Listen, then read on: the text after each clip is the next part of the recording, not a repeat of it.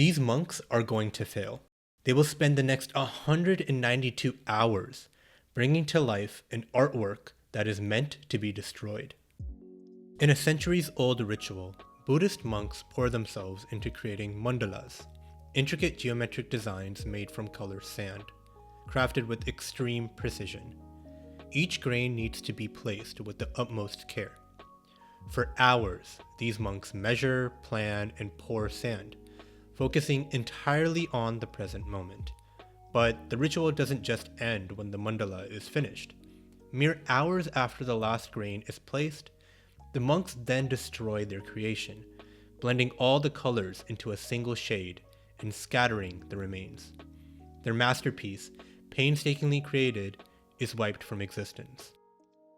The purpose of the ritual is to remind themselves of impermanence and the need for non-attachment.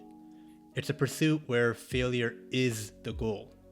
To many, this may seem like a wasted effort. Rationally, why would anyone commit to something they know will fail? Why pour your energy into a task with no lasting result? And yet, these monks dedicate themselves fully. We live in a world where success is often defined by results. We measure progress by tangible achievements and noticeable improvements.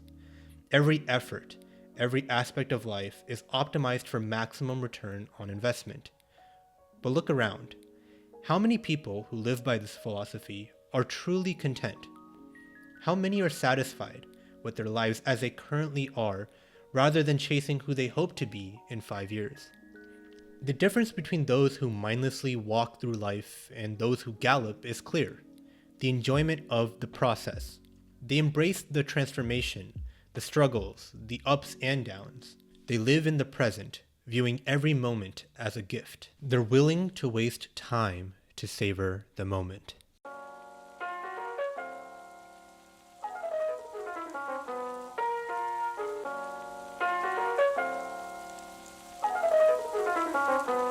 Let's consider someone who truly immersed themselves into the process. When it comes to dedication, one name pops up in my mind. Some called him a maniac, others called him obsessed. But above all else, he was an artist, devoted to perfecting his craft. He's considered one of the greatest basketball players of all time, a true enigma of the game. Kobe Bryant didn't have Jordan's leaping ability or LeBron's unmatched durability. In many ways, he was physically average compared to his peers. What set him apart was his relentless dedication to the minute details, the meticulous footwork, the strategic analysis of opponents, and his tireless pursuit for personal excellence. For Kobe, it was never about the accolades or the trophies. It was about mastering the craft itself. I always think that there's two types of players who love to win and players who hate to lose. Which one are you?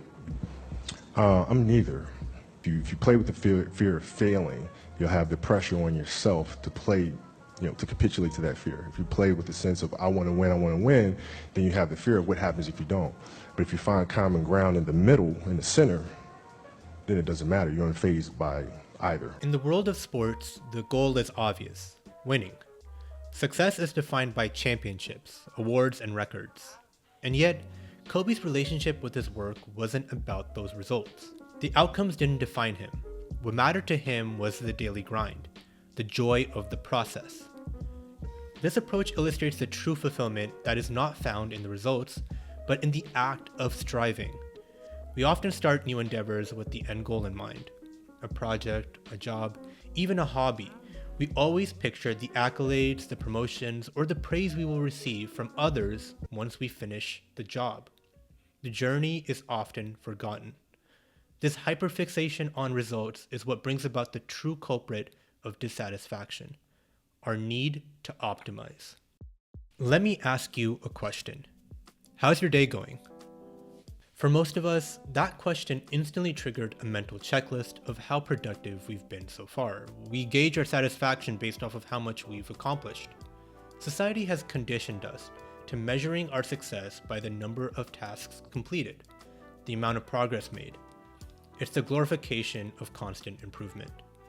We're taught that every second is an opportunity to optimize. Our mornings aren't just for waking up and getting ready. They are the perfect time for emails, Our commutes should be used to listen to podcasts. Lunch has to be as nutrient-packed as possible, and by evening, we should have hacked our sleep to be as efficient as possible.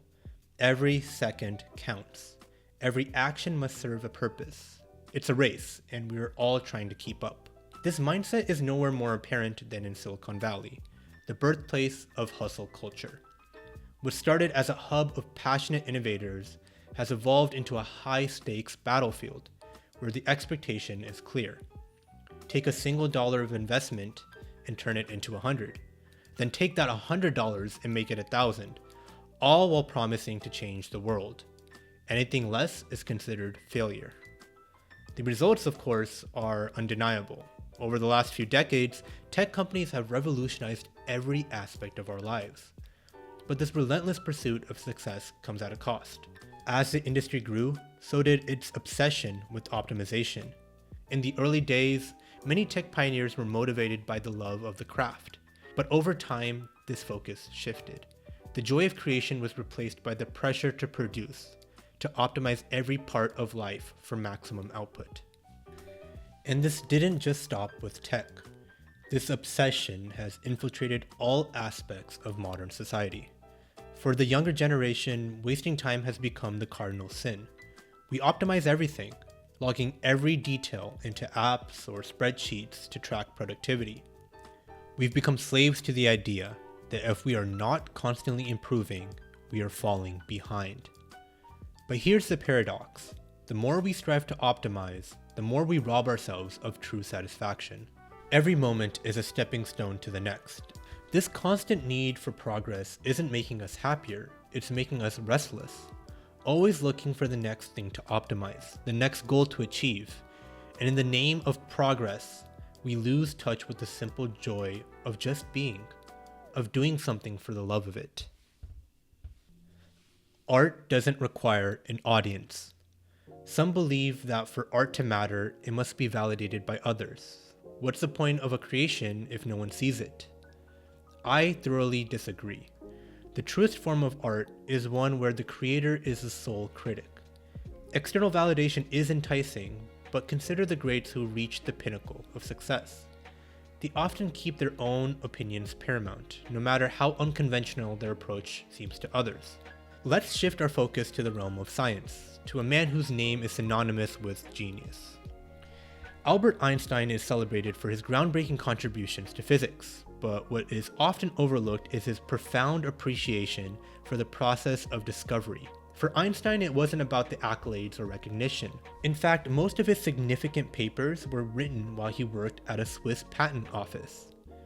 He engaged in what he called thought experiments, imagining himself chasing beams of light or riding on elephants in space. These mental explorations were not tasks optimized for immediate results. They were products of pure curiosity and a deep, genuine love for understanding the universe.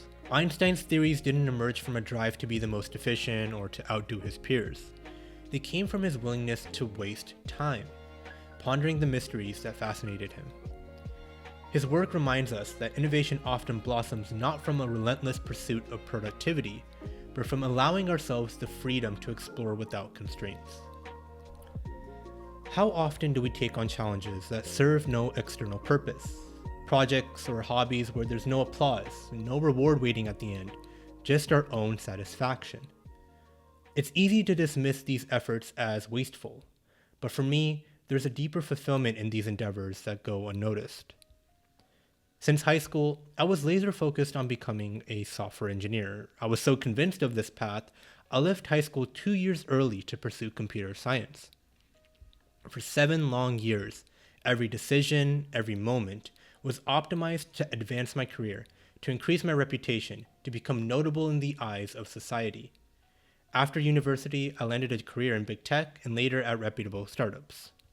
7 years of progress, over 61,320 hours of effort, finally paying off. In many ways, I succeeded, but as time passed, that laser focus, that fixation on optimization, became a double-edged sword. The passion that had fueled me early on began to fade.